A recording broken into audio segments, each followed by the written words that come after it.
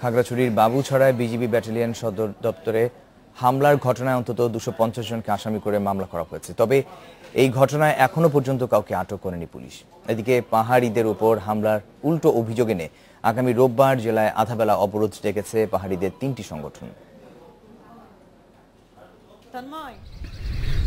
মঙ্গলবার বিকেল 5:30টার দিকে হুট করেই বাবুছড়ায় নতুন করে স্থাপিত 51 বিজিবি ব্যাটালিয়নের সামনের হেলিপ্যাডে কলাগাছ রোপণ শুরু করে পাশের পাড়ার পাহাড়ি নারীরা। বিজিবি ও পাশের সেনা ক্যাম্পের সদস্যরা এই গাছ লাগানোয় বাধা দিলেই চারপাশ থেকেই ছুটে আসে কয়েকশো নারী।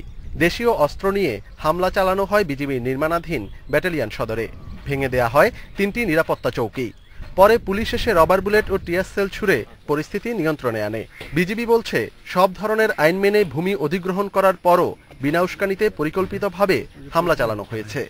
অপতৎপরতাগুলোকে বন্ধ করার জন্যই, এছাড়া স্বাভাবিকভাবে যে সীমান্ত অপরাধ রয়েছে, এই সকল সীমান্ত অপরাধ বন্ধ করার জন্য এই 129 কিলোমিটার অরক্ষিত সীমান্ত সুরক্ষার জন্য আমাদের কয়েকটি ব্যাটালিয়ন প্রতিষ্ঠিত হতে যাচ্ছে।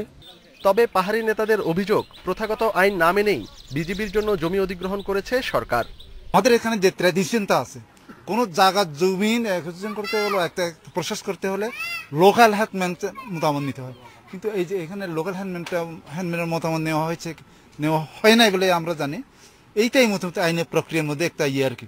আর তাছাড়া আইনের প্রক্রিয়ার মধ্যে সবচেয়ে যেটা হচ্ছে কি একটা মানবিক, এখানে একসময় বস্তি ছিল, এরা আবার নতুন করে উদ্বাস্ত হবে।